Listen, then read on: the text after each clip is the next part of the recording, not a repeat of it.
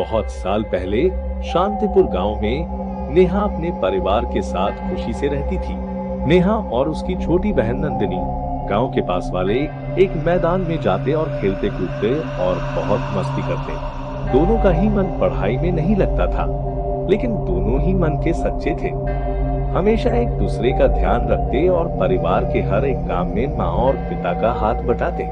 उसी गांव में हफ्ते में एक बार जंगल के रास्ते से एक डाकू आता था और गांव वालों के पास से जो कुछ भी मिलता उसको लूट कर चला जाता था, और जब कोई देने से इनकार करता तो उसकी उसी क्षण वो हत्या करके मार देता था। वह इतना क्रूर और राक्षसी स्वभाव का था कि वह किसी पर दया नहीं करता था। गांव के लोग उससे बहुत डरते थे और डर के मारे अपना सब कुछ दे देते थे। नेहा बहुत बहादुर और हिम्मत वाली लड़की थी। वह उस डाकू के खिलाफ आवाज उठाना चाहती थी और गांव वालों हमेशा उससे लड़ने के लिए प्रेरित करती, लेकिन सब उसे छोटा समझकर उसकी बातों को टाल देते थे। कोई उसकी बातों को नहीं सुनता था, सिवाय उसकी बहन के। डाकू अक्सर रात के अंधेरे में आते थे और जो भी कीमती सामान मिलता उसको लूट कर चले जाते थे। एक बार वह डाकू फिर आया और इस बार वह नेहा के परिवार के पास आया और कीमती चीज और अपने घर में जितने भी पैसे थे सबकी मांग की। नेहा के पिता ने इनकार किया और कहा, देखो भाई, मेरे पास कुछ नहीं है, हम बहुत गरीब हैं, हम पर अत्याचार मत करो, ये थोड़ा बहुत है, वह भी हम अगर आपको दे देंगे तो हमारे पास क्या बचेगा? जी नहीं पाएंगे, 2 वक्त की रोटी भी नहीं नसीब होगी, कृपया करके हमें बख्श दो। यह बात सुनकर डाकू ने कहा, ओ बूढ़े, अपनी जान प्यारी है तो चुपचाप सब दे दे, वरना जान से मारा जाएगा। पर फिर भी नेहा के पिता इनकार ही करते रहे। इतना इनकार करने के बाद आखिरकार डाकू ने वही किया जिसका सबको डर था। डाकू ने अपनी तलवार निकाली और नेहा के माँ और पिता का कत्ल कर दिया। दोनों ही नीचे गिर पड़े और चारों तरफ बस खून ही खून बिखरा हुआ था। नेहा और उसकी बहन घर पे कहीं छुपकर यह सारा नजारा देख रही थी और दोनों डाकू के जाने का इंतजार करते रहे। जैसे ही डाकू गया, उसके तुरंत ही नेहा और नंदिनी माँ और पिता के शोक में डूब गए और दोनों ही फुट फुट कर रोने लगे। पूरे गांव का माहौल मातम में परिवर्तित हो गया। कुछ देर के बाद नेहा अकेली बदले की आग में जंगल की ओर निकल पड़ी। उसकी बहन ने उसको रोकने की कोशिश की, पर वह नहीं रुकी। उसके पास एक बड़ा लोहे का डंडा था और कुछ नहीं। डाकू उनको रास्ते में ही मिल गया। नेहा ने जोर से आवाज दी, कुत्ते, तुमने मेरी माँ और पिता की हत्या की, अब देख मैं तुझे नहीं छोड़ूंगी। यह कहकर उसने अपना लोहे का डंडा निकाला और लड़ने के लिए तैयार हुई और उसकी आखिरी सांस तक उसने यह लड़ाई लड़ी और अंत में डाकू और उनके साथी ने बहुत क्रूरता और बेरहमी से उसकी हत्या कर दी। मरने से पहले नेहा ने आखिरी कुछ शब्द डाकू को बोले थे, कुत्ते, मैं वापस जरूर आऊंगी और याद रखना, तुम्हारी हत्या मेरे हाथों ही लिखी है, मैं अपना बदला लेकर रहूंगी। फिर नेहा ने अपना दम तोड़ दिया। अगली सुबह नेहा की बहन नंदिनी जंगल में नेहा को खोजने के लिए आती है। अचानक उसकी नजर नेहा की लाश पर पड़ती है। आसपास देखती है तो चारों तरफ खून ही खून बिखरा था। नंदिनी ने यह दृश्य देखा और मानो उसके पैरों तले जमीन खिसक गई। गांव के 2-3 व्यक्ति की मदद लेकर नंदिनी ने नेहा की लाश को उनके घर लेकर गए। फिर उनके माँ और पिता एवं बहन का अंतिम संस्कार करके वह अपने चाचा के साथ रहने लगी। ये घटना देखकर पूरा गांव कांप उठा और रात को कोई बाहर नहीं निकलता। लेकिन उस गांव के लोग दिन के समय में रोज जंगल में लकड़ियां लेने और भेड़ बकरियां चराने जाते तथा कुछ लोग भेड़ बकरियां के लिए घास लेने जाया करते थे। कुछ दिनों के बाद गांव का एक युवान लड़का रामू जंगल में गया लकड़ियां लाने और चलते चलते बहुत दूर तक आ गया और अपना रास्ता भटक गया। देखते ही देखते शाम हो गई और उसको घर जाने का रास्ता मिल ही नहीं रहा था। चारों तरफ बस जंगल ही जंगल था और कुछ नहीं। अब रात हो गई थी। उसके पास जंगल में रात बिताने के अलावा और कोई रास्ता नहीं था। जैसे तैसे करके उसने कुछ वक्त बिताया, लेकिन वो डर के मारे इतना कांप रहा था कि उसको नींद भी नहीं आ रही थी। रात के 2 बजे थे। चारों तरफ बस अंधेरा ही अंधेरा था और डरावनी आवाजें थी। उसने डर की वजह से अपनी आंखें बंद की और सुबह होने का इंतजार कर रहा था। अचानक उसने एक डरावनी आवाज सुनी।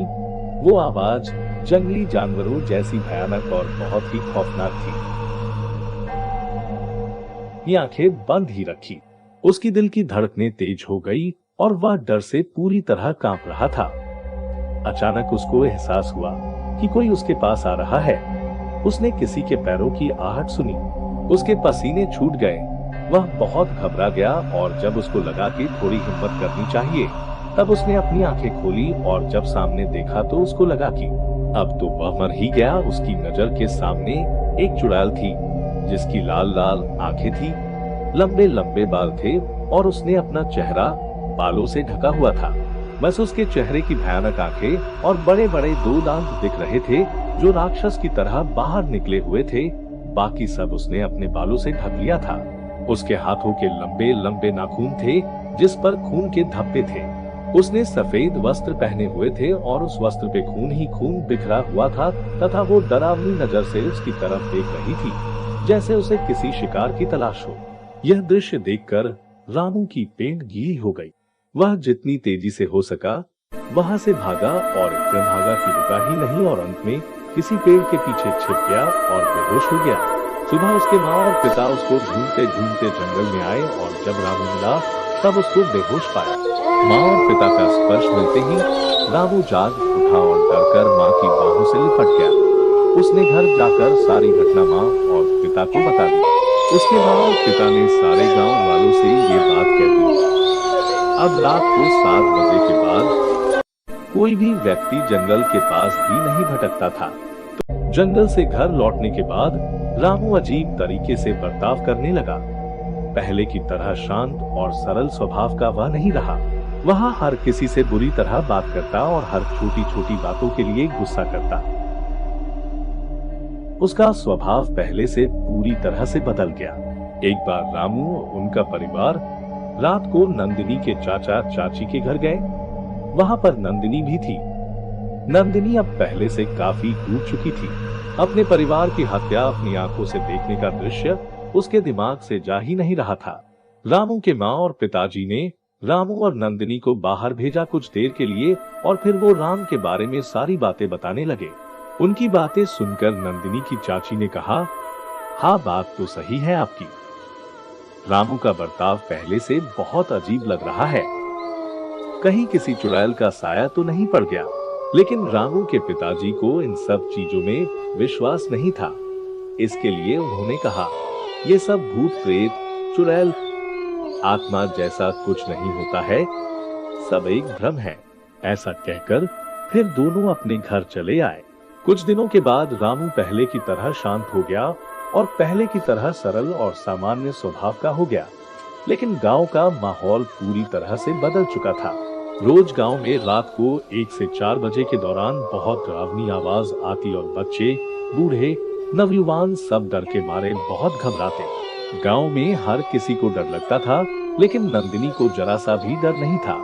एक बार रात को 3 बजे के करीब गांव का एक बच्चा रो रहा था। उसकी माँ ने बहुत प्रयास किया, उसके साथ खेलने लगी और तरह तरह का तरीका अपनाया, लेकिन बच्चा शांत होने का नाम ही नहीं ले रहा था।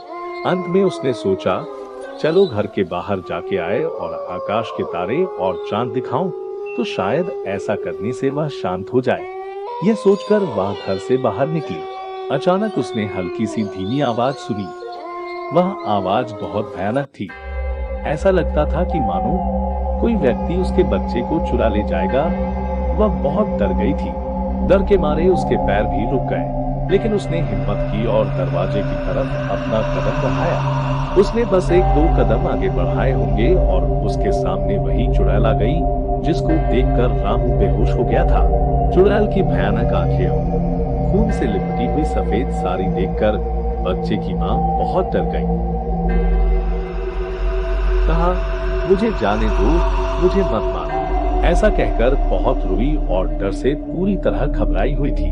लेकिन चुड़ैल ने अपने लंबे लंबे नाखून से उस माँ के शरीर पर वार किए और उसके पूरे शरीर को खून से लाल लाल कर दिया और मैं फिर आऊंगी कहकर कहीं पर लुप्त हो गई। सुबह गांव के लोगों ने यह दृश्य देखकर शोक व्यक्त किया और ये सब कैसे हुआ, इसके बारे में सब एक दूसरे से बातें करने लगे। नंदिनी ने उस माँ के मृत शरीर के पास में उसका बच्चा रो रहा था, उसको उठाकर अपने घर ले गई और उसको अपने पास रखने के लिए चाचा चाची को मना लिया, क्योंकि उस बच्चे का उसकी माँ के अलावा इस कायनात में कोई नहीं था। अगली रात को फिर कुछ ऐसा हुआ। मोहन नाम का एक लड़का शांतिपुर गांव में आने के लिए निकल पड़ा। उसको उसकी माँ और बहन को मिलने की बहुत इच्छा थी, क्योंकि वह 3 साल से अपनी माँ और बहन से नहीं मिला था। शांतिपुर गांव में उच्च अभ्यास की व्यवस्था नहीं थी, इसीलिए इस गांव के युवक और युवतियां 2-3 जंगल को पार करके बेलापुर नाम का एक गांव था, वहां पे जाके अभ्यास करते थे। काफी समय से मोहन अपने परिवार से मिला नहीं था, इसके लिए वह मिलने के लिए बहुत उत्सुक था। उसको उस चुड़ैल के बारे में नहीं पता था। बेलापुर से शांतिपुर जाने के लिए जंगल के रास्ते से गुजारना पड़ता था, उसके अलावा कोई रास्ता नहीं था। मोहन इसी रास्ते से दोपहर 12 बजे से शांतिपुर आने के लिए निकल पड़ा। उसको लगा कि वह शाम के 7 या 8 बजे के करीब गांव में पहुंच जाएगा, लेकिन ऐसा बिल्कुल नहीं हुआ। आधे रास्ते में ही 7 बज गए और वह सोच रहा था कि अब क्या करें, आगे बढ़ूं या फिर यहाँ जंगल में ही रात बिताऊं। उसने सोचा कि अगर मैं जंगल में रुक गया तो जंगली जानवर उसे मार देंगे, न कोई करिश्मा हुआ तो ही मेरी जान बच सकती है, वरना जानवर मार देंगे। यह सोचकर वह आगे बढ़ा। प्रकाश के लिए उसने एक लकड़ी पर एक कपड़ा लपेट दिया और 2 पत्थर की मदद से अग्नि प्रज्वलित की, ताकि आगे बढ़ा जा सके एवं जंगली जानवरों का खतरा भी न रहे। उसके पास एक तलवार भी थी। उसकी रक्षा के लिए थोड़ी देर चलने के बाद वह रुक गया, क्योंकि उसे बहुत भूख लगी थी और उससे चला नहीं जा रहा था। उसने अपनी घड़ी में देखा तो रात के 1 बजे थे। उसने अपनी थैली निकाली, कुछ रोटी तथा सब्जी बेलापुर से चाची ने दी थी, वह खाने लगा।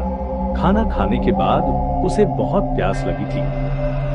वह पानी ढूंढने की तलाश में एक कुएं के पास पहुंचा और रस्सी की मदद से कुएं में बाल्टी डाली और रस्सी खींचने लगा। जैसे ही बाल्टी ऊपर आई तो उसके होश उड़ गए, तो वह डर से घबरा गया और उसके पसीने छूट गए, क्योंकि उस बाल्टी में पानी नहीं, खून था और भयानक खोपड़ी की हड्डी थी और बाल्टी के ऊपर खून के लाल रंग से लिखा था, आज तू मरेगा।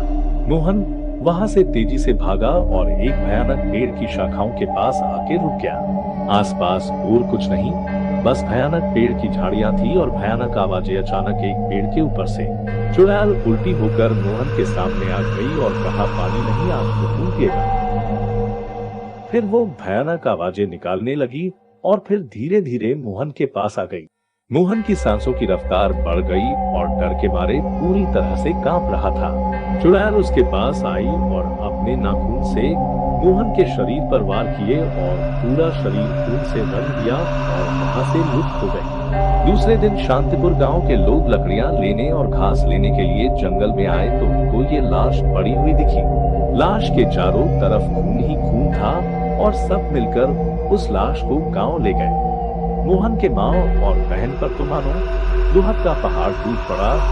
मोहन की माँ ने कहा, है ईश्वर, यह क्या अनर्थ किया आपने, क्या बिगाड़ा था आपका मेरे बच्चे ने। गांव के लोगों ने उनको शांत किया और फिर अंतिम संस्कार करने ले गए। गांव में हाहाकार मच गया। यह हत्या की बात सुनकर अब तो डाकू भी गांव में आने से करने लगे और उन्होंने भी गांव में आना बंद कर दिया और किसी और जगह पे जाके लोगों को लूटते थे। वह डाकू का नाम दुर्जन सिंह था। चुड़ैल के डर से भयभीत होकर उसने फिर शांतिपुर गांव में आने की हिम्मत नहीं की, लेकिन अभी भी वह उतना ही क्रूर और दयाहीन था। वह दूसरे गांव में जाकर लोगों पर खूब अत्याचार करता था। यहाँ शांतिपुर गांव के लोगों को डाकू से तो मुक्ति मिल गई, लेकिन चुड़ैल से नहीं, क्योंकि चुड़ैल रोज किसी ना किसी को अपना शिकार बनाती और अपने हाथ खून से लाल करती। सबको चिंता थी कि अब शांतिपुर को चुड़ैल के खतरे से कौन बचाएगा। कुछ दिनों बाद उस गांव में एक सज्जन युवक आया जिसका नाम था जयवीर। जयवीर बहुत ही नेक और दिलेर पुरुष था। स्वभाव से बहुत सरल और संस्कारी था। साहस और हिम्मत की भी उसके अंदर कमी नहीं थी। वह इतना स्नेह से भरा हुआ था कि उसने गांव में आके ही सबका दिल जीत लिया। नंदिनी इस युवक से काफी प्रभावित थी। वह उसके प्यार में मनमोहित हो गई और जयवीर भी नंदिनी को मन ही मन चाहने लगा। दोनों ही एक दूसरे के प्यार में इतने डूब गए कि पता ही नहीं चला। दोनों ने अपने अपने प्यार का इजहार किया और दोनों ने विवाह करने का निश्चय किया। गांव में सबको पता था कि नंदिनी और जयवीर एक दूसरे से कितना प्यार करते थे। नंदिनी ने अपने चाचा और चाची के सामने यह प्रस्ताव रखा कि वह जयवीर से विवाह करना चाहती है। जयवीर दिल का बहुत अच्छा था, इसलिए उसके चाचा चाची विवाह के लिए मान गए, लेकिन उन्होंने एक शर्त रखी कि नंदिनी की उम्र अभी छोटी है। जब वह 22 साल या उससे ज्यादा की हो जाएगी तब उसका विवाह जयवीर से करा देंगे, ऐसा कहा दोनों ने। यहाँ गांव में एक के बाद एक सभी की मृत्यु होने लगी। चुड़ैल रोज किसी ना किसी को अपना शिकार बनाती। जयवीर चुड़ैल से कैसे निपटा जाए, इसके बारे में योजना बना रहा था। एक बार कुछ ऐसा ही भयानक हुआ। अमावस्या की रात थी, चारों ओर सन्नाटा छाया हुआ था। ऐसा कहा जाता है कि अमावस्या की रात को भूत और चुड़ैल की शक्तियां भयानक रूप धारण करती है और उनकी शक्तियां पहले से काफी बढ़ जाती है। रात के 1 बजे थे। गांव में एक वरुण नाम का लड़का था। वह बहुत मनचला था और अक्सर वो लड़कियों को छेड़ता रहता था। लड़कियां भी उससे बहुत परेशान थी। वरुण के घर के पास मोहिनी नाम की एक लड़की रहती थी और उसके प्रति वह आकर्षित था। वो जयवीर ने एक ऐसा दृश्य देखा जिसको देखकर वह दंग रह गया। वह अपने घर में कहीं कोने में छुपकर यह सारा नजारा देख रहा था। उसने नंदिनी को रात को 1 बजे बाहर जाते हुए देखा। वह उसके पीछे पीछे चलने लगा और साथ में हनुमान चालीसा का पाठ भी करने लगा ताकि डर न लगे, और मोहिनी के घर के पास आकर रुक गया। नंदिनी अचानक अदृश्य हो गई। रात के 130 बजे के करीब वरुण ने एक आवाज सुनी, वरुण, ओ मेरे प्रियतम, कहाँ हो तुम? जल्दी आओ, मैं तुम्हारा इंतजार कर रही हूँ। मैं तुम्हारी प्रेमिका मोहिनी हूँ। मैं तुमसे प्रेम करती हूँ और तुमसे विवाह करना चाहती हूँ। ऐसी प्यारी और मधुर बात सुनकर वरुण खुशी से झूमते हुए बाहर निकला। वरुण ने कहा, मोहिनी, तुम कहाँ हो? मुझे पता था तुम जरूर मेरे प्यार को समझोगी मेरी प्रिय, जल्दी से बाहर आ जाओ। नंदिनी ने वरुण को बाहर पाया और वह मन ही मन बहुत खुश हुई। यहाँ जयवीर छुपकर सारा नजारा देख रहा था, लेकिन नंदिनी उसको दिखाई नहीं दी। सिर्फ उसकी आवाज आ रही थी जब उसने वरुण को पुकारा था। धीरे धीरे वरुण को जंगल की तरफ ले जाने लगी, और जब वरुण कुछ कहता कि कहाँ हो मोहिनी, कहाँ हो तुम, तब वह इतना ही जवाब देती, थोड़ा और आगे बढ़ो प्रिय, मैं तुम्हारे पास हूँ। ऐसा करते करते नंदिनी उसको जंगल में ले गई। जयवीर उसका पीछा करते हुए आगे बढ़ने लगा। अचानक उसने देखा कि नंदिनी एक खौफनाक चुड़ैल में परिवर्तित हो गई। उसके पैर उल्टे हो गए। यह दृश्य देखकर जयवीर को थोड़ा डर जरूर लगा, लेकिन उसने खुद को संभाला और हनुमान चालीसा का जाप करने लगा। वहाँ पे वरुण मोहिनी की तलाश में आगे बढ़ने लगा। उसको पता नहीं था कि उसके पीछे ही वह चुड़ैल है। अचानक चुड़ैल ने आवाज दिया, ओ मेरे राजा, जरा पीछे मुड़कर देखो, आपकी मोहिनी आपके सामने खड़ी है। आपका इंतजार खत्म हुआ। वरुण ने जैसे ही पीछे मुड़कर देखा तो उसके होश उड़ गए। उसकी नजरों के सामने एक चुड़ैल थी जिसकी दोनों आंखों से खून बह रहा था। उसने सफेद साड़ी पहनी हुई थी जिस पर खून के धब्बे थे। चुड़ैल डरावनी नजर से उसकी तरफ देख रही थी और जोर जोर से हंस रही थी। वरुण ने कहा, मुझे जाने दो। चुड़ैल ने कहा, तू नहीं बचेगा, अब ऊपर जाके तेरी मोहिनी को मिलना। ऐसा कहते हुए अपने दोनों हाथ के लंबे लंबे नाखून से वरुण के पूरे शरीर पर वार किया और उसे मार दिया। अपने हाथ लाल करके वह अदृश्य हो गई। जयवीर ने ये सारा नजारा अपनी आंखों से देखा। वह धीरे धीरे जंगल से घर जाने लगा। घर पहुंचकर उसने पूरी रात यही सोचने में बिताई कि आखिर नंदिनी ऐसा क्यों कर रही है, कौन है उसके पीछे। अगले दिन यह बात सबको पता चली और सब कांप उठे। किसी को समझ में नहीं आ रहा था कि अब क्या करे। जयवीर एक साधु महात्मा को जानता था जो कोसों दूर पहाड़ी पर रहते थे। उस दिन जयवीर को इच्छा तो हुई कि सबको सच बता दूं, लेकिन उसके दिल ने उसको रोक लिया, यह कहकर कि कहीं लोग नंदिनी को गांव के बाहर न निकाल दें। उस दिन जयवीर अपने घोड़े पे सवार होके बिना किसी को कुछ बताए पहाड़ी की तरफ निकल पड़ा। लंबे सफर के बाद आखिर वह साधु महात्मा के स्थान पर पहुंच गया। उसने साधु महात्मा को प्रणाम किया और सारी बातें बताई तथा चुड़ैल के संकट का पूरा विवरण किया। उसकी बातें सुनकर साधु महात्मा ने कहा, जयवीर तुम एक साहसी और बहादुर युवक हो। मुझे बेहद गर्व है तुम पर वत्स कि तुम अपनी जान खतरे में डालकर उस गांव को चुड़ैल के खौफ से मुक्ति दिलाना चाहते हो। तुम डरो मत, मैं तुम्हारे साथ हूँ। आज रात तुम यहीं विश्राम करो, कल सुबह मैं तुम्हारे गांव में आऊंगा। मैंने क्या योजना बनाई है ये मैं तुम्हें कल गांव में ही बताऊंगा। भी तुम सो जाओ।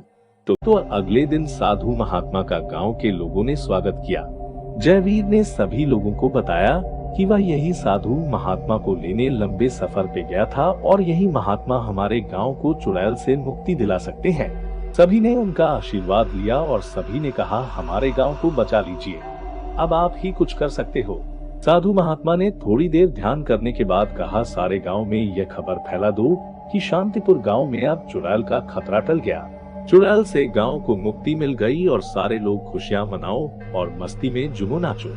गांव के लोगों को यह बात थोड़ी अजीब लगी, लेकिन महात्मा का आदेश था इसलिए सबने पालन किया। सब खुशियां मनाने लगे। बस चारों ओर खुशनुमा माहौल छा गया। आसपास के गांव में भी पता चल गया लोगों को कि अब शांतिपुर गांव में चुड़ैल का खौफ नहीं है, लेकिन वास्तविकता बिल्कुल अलग थी। चुड़ैल रोज रात को 1 से 4 बजे के बीच में किसी ना किसी को मार देती, लेकिन यह सच बात किसी को भी कुछ दिनों के लिए बताने से महात्मा ने मना किया था। यह खबर डाकू दुर्जन सिंह को मिली कि शांतिपुर में अब चुड़ैल का खौफ नहीं है। डाकू ने अगली रात शांतिपुर जाने का ऐलान किया। आखिरकार वह दिन आ गया जिसका सबको बेसब्री से इंतजार था। ये वही दिन था जिस रात को नेहा की हत्या हुई थी। साधु ने सभी लोगों को कहा, आज रात हम सब जंगल में जाएंगे, डरने की जरूरत नहीं है, मैं किसी को कुछ नहीं होने दूंगा। यह बात सुनकर सब मान गए। योजना के मुताबिक गांव के लोग रात में जंगल में आके छुप गए और सबने डाकू और उनके साथी को आते हुए देखा। जैसे ही डाकू का घोड़ा थोड़ा आगे पहुंचा, तुरंत उसने एक भयानक आवाज सुनी, कुत्ते, मैंने तुमसे क्या कहा था, याद करो, तुम्हारी हत्या मेरे हाथों ही लिखी है, मैं वापस बदला लेने जरूर आऊंगी, देख तेरी मौत तेरे सामने खड़ी है। यह कहकर नेहा नंदिनी के शरीर का उपयोग करके भयानक रूप में डाकू दुर्जन सिंह के सामने गई। सारे लोग अचरज में पड़ गए और सोचने लगे, नंदिनी ही चुड़ैल है। यह बात पर किसी को विश्वास नहीं हुआ, लेकिन विश्वास करने के अलावा उनके पास कोई रास्ता नहीं था, क्योंकि यही वास्तविकता थी। सारे गांव के लोगों ने इस चुड़ैल को देखा और इतना डरावना रूप देखकर सब कांप उठे। डाकू भी नंदिनी को ऐसे भयानक रूप में देखकर घबरा गया। वह समझ गया कि यह नेहा है जो चुड़ैल बनकर उससे बदला लेने आई है। डाकू ने डर के मारे अपनी तलवार निकाली और नेहा को मारने के लिए आगे बढ़ा, लेकिन नेहा ने उसके हाथों से तलवार छीन ली और तलवार के 2 टुकड़े करके जमीन पे फेंक दिया। फिर नेहा की आंखों से बदले की आग का खून बहने लगा और उसने डाकू के शरीर पर नाखून से वार किया।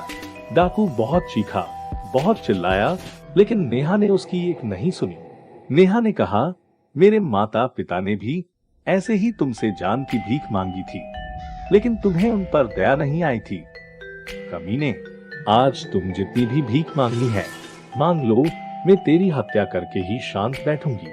ऐसा कहकर उसने डाकू के पूरे शरीर को खून से लथपथ कर दिया और उसे मार दिया।